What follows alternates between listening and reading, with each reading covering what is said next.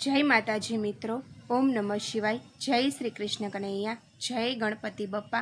मित्रों, स्वागत है तमारू मारी यूट्यूब चेनल सनातन भक्ति में।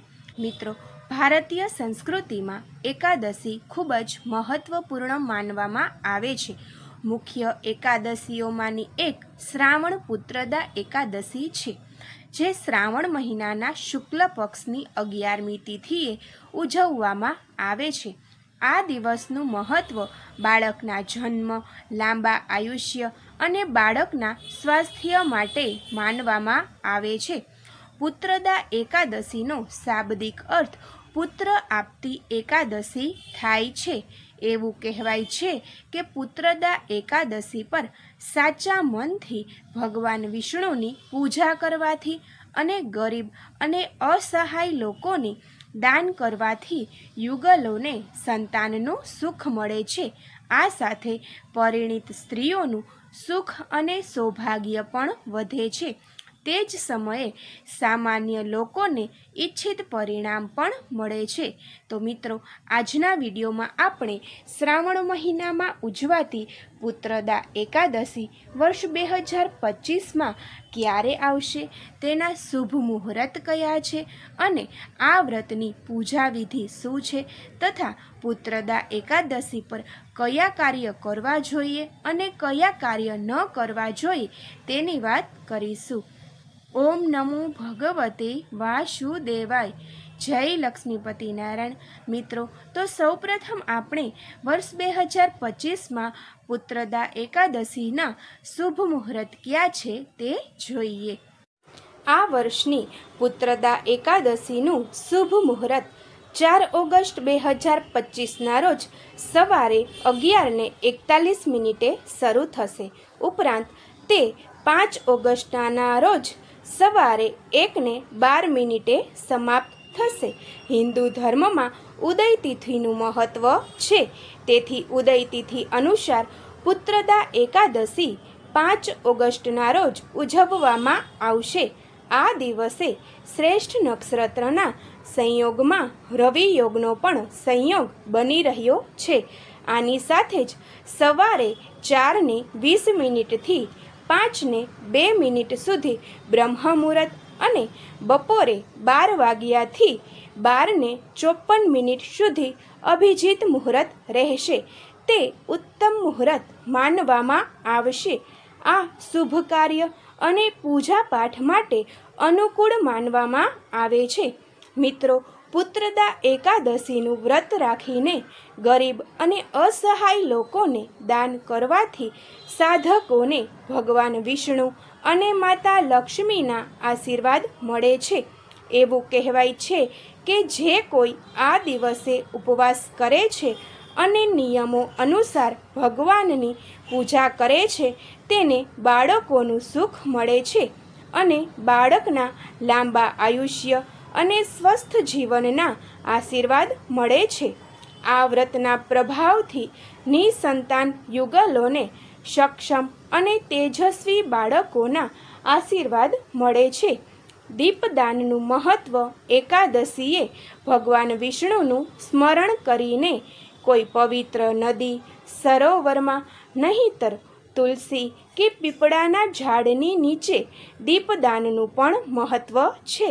દીપદાન કરવા માટે લોટના નાના નાના દીવા બનાવીને તેમાં થોડું તેલ કે ઘી મિક્સ કરીને પાતળી રૂની વાટ પ્રગટાવીને તેને પીપળા કે વડના પાન ઉપર રાખીને નદીમાં પ્રવાહિત કરવામાં આવે છે। સાથે જ જરૂરિયાતમંદ લોકોને પોતાના સામર્થ્ય પ્રમાણે દાન કરવું જોઈએ। મિત્રો, હવે આપણે આ વ્રતની પૂજા વિધિ જોઈએ। સ્નાન અને સંકલ્પ। વહેલી સવારે ઉઠીને સ્નાન કરો, પૂજાની જગ્યા શુદ્ધ કરો, દીવો પ્રગટાવો, સંકલ્પ લો, હું અતુલ ભક્તિ અને શ્રદ્ધાથી પુત્રદા એકાદશીનું વ્રત પાડું છું। શ્રી વિષ્ણુ પૂજા। ભગવાન વિષ્ણુને પાટા પર બેસાડો અથવા ચિત્ર સ્થાપિત કરો। ચંદન, ફૂલ, તુલસીદળ અને ધૂપથી પૂજા કરો। ફળ અને પંચામૃત અર્પણ કરો। 108 નામો જાપ કરો અથવા ઓમ નમો ભગવતે વાસુદેવાય મંત્રનો જાપ કરો. વ્રત કથા શ્રવણ. પુત્રદા એકાદશીની કથા સાંભળવી કે વાંચવી ખાસ મહત્વપૂર્ણ છે. આરતી. ભગવાન વિષ્ણુની આરતી કરો. આરતી પછી તુલસી પાન સાથે નૈવેદ્ય ધરાવો. ઉપવાસ અને જાગરણ. આખો દિવસ ઉપવાસ રાખો અથવા ફળાહાર. રાત્રે જાગરણ કરો અને ભગવાન વિષ્ણુના ભજન કરો. દ્વાદશી દિને પારણું. બીજે દિવસે સવારે વિધિવત સંકલ્પ પૂર્ણ કરી દાન કરો. બ્રાહ્મણોને ભોજન કરાવો અને દક્ષિણા દાન કરવું શુભ માનવામાં આવે છે. ત્યાર પછી પોતે પારણું કરો. મિત્રો, હવે આપણે જોઈએ કે પુત્રદા એકાદશીએ કયા કાર્ય કરવા જોઈએ. સ્નાન અને શુદ્ધતા. વહેલી સવારે ઉઠીને ગંગાજળ કે તપેલું પાણી લઈ સ્નાન કરો.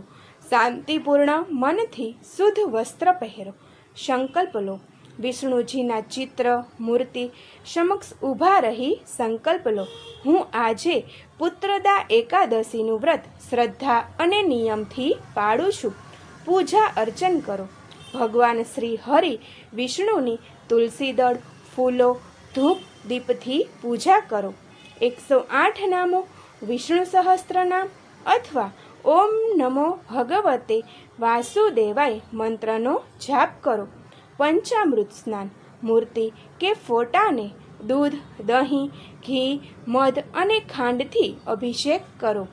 ફળાહાર. ઉપવાસ રાખો. શુદ્ધ ફળાહાર લો. ફળ, સૂકા મેવા, દૂધ, પાણી.